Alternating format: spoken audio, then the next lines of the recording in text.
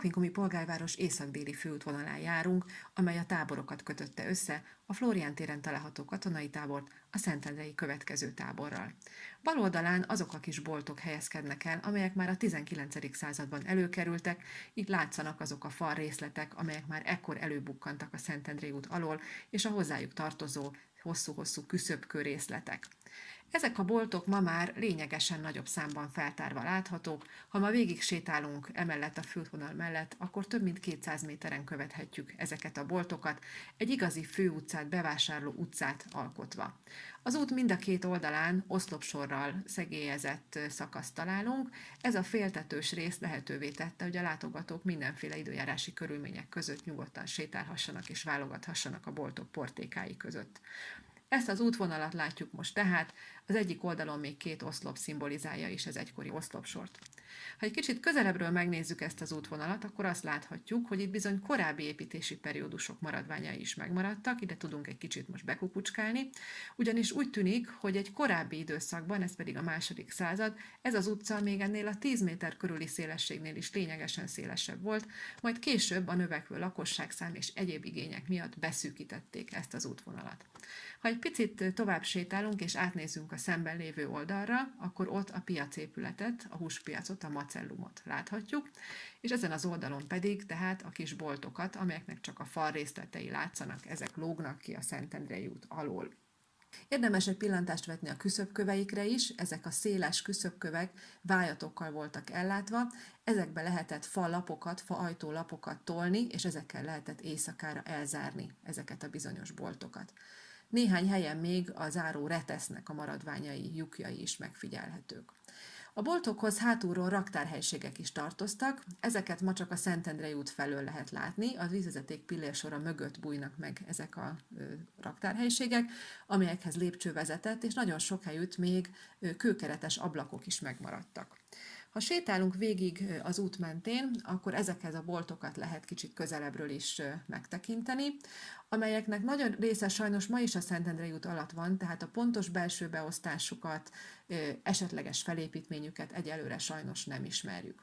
Itt két kisebb falat látunk, egy szűkebb résszel, ez az egykori feltárás során úgy nézett ki, illetve úgy alakult ki, hogy nagy valószínűséggel lépcsősor található volt itt, és ez lehetett talán az emeletre vagy a hátsó traktushoz vezető folyosó részlete. A boltok funkcióját, vagyis hogy mi mindent árulhattak, erről jó pár lelet tanúskodik, noha a 19. században viszonylag keveset tartottak meg az egykori leletekből. Az itt látható edények minden esetre arról tanúskodnak, hogy bizony boltokban edényeket is árultak, nevezetesen az ókor terra sigillata nevű edényét, az ókor porcelánját.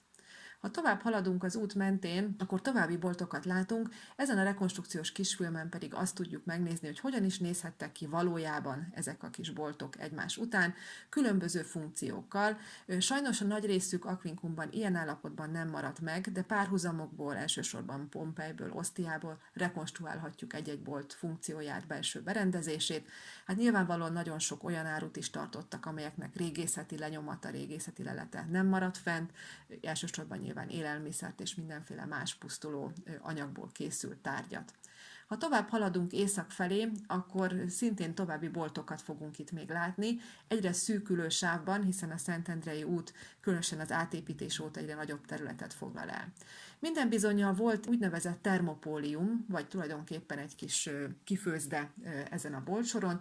Itt azokat az edényeket láthatjuk, amelyek bele voltak süllyesztve az eladó pultba, és amelyben melegen lehetett tartani az ételeket. Észak fele haladva egyre kevesebbet látunk már ezekből a falakból, egyre jobban a Szentendrei út alá húzódnak, a szemközti oldalon egyébként a város egyik legnagyobb fürdőjét, az úgynevezett nagy közfürdőt láthatjuk. És ahogy itt szépen végigjövünk, láthatjuk a falakat, amelyek szép lassan elfogynak, hiszen lassan megérkezünk az út kereszteződésbe, az észak-déli és a kelet-nyugati út kereszteződésébe, a város központjába, szembe már a fórum oszlopát is láthatjuk.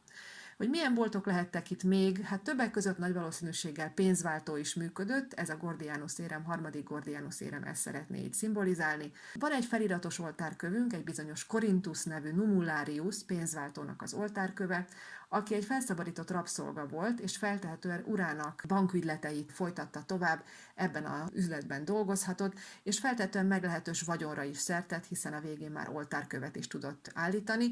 Ez nagyon jó példa arra, és nagyon jó adalék ahhoz, hogy lássuk, milyen típusú ügyleteket is végeztek a polgárvárosban, vagy egyáltalán az Aquincumi település együttesben. Szépen tovább sétálunk, és lassan elérjük ennek a boltsornak az északi végét. Itt már egy-egy kis faldarab maradt mindössze, és sajnos ennek a legészakibb résznek a funkciójáról sem tudunk túlságosan sokat. Nagy része ma már a Szentendrei út alatt található. Néhány esetben, amikor a Szentendrei út felbontásra kerül, van mód ott is kutatni, és bizony ezeknek a falaknak a folytatásai ott is megvannak.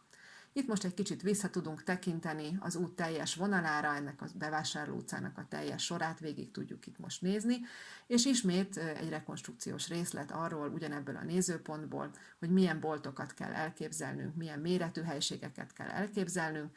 Sajnos, ahogy említettem, ezeknek a boltoknak a jelentős része ma is a működő útvonal alatt van, így a pontos méreteik azok elsősorban kiszerkesztések, illetve párhuzamok, analógiák alapján kerültek megállapításra. Különböző mesterségeket igyekeztünk itt megjeleníteni. Timár műhely, egyébként ez valóban működött is a polgárvárosban, de találunk itt különböző pékségeket, írástudók műhelyét szintén, zöldségárust, tehát a legkülönbözőbb funkciókat kell ide tudnunk elképzelni. Itt ismételten egy kis kifőzdét láthatunk. Nagyon sok őrlőkő maradt fent a polgárvárosból, tehát minden bizonnyal működtek kisebb-nagyobb pékségek is, szintén akár ebben a Bevásárló utcában is, és a továbbiakban pedig különböző élelmiszereket árusító boltoknak a maradványait látjuk. Némelyiknek egyébként belső falfestése is volt, mint ennél a Hentes műhelynél is láthatjuk. Ezeknek a töredékei egyébként elő is kerültek az ásatásokon, elsősorban a déli részen. Végezetül pedig egy olyan képpel búcsúzunk, amely az egyik kiállításunkon egy ilyen kis kifőzdét ábrázol. Köszönjük a figyelmet!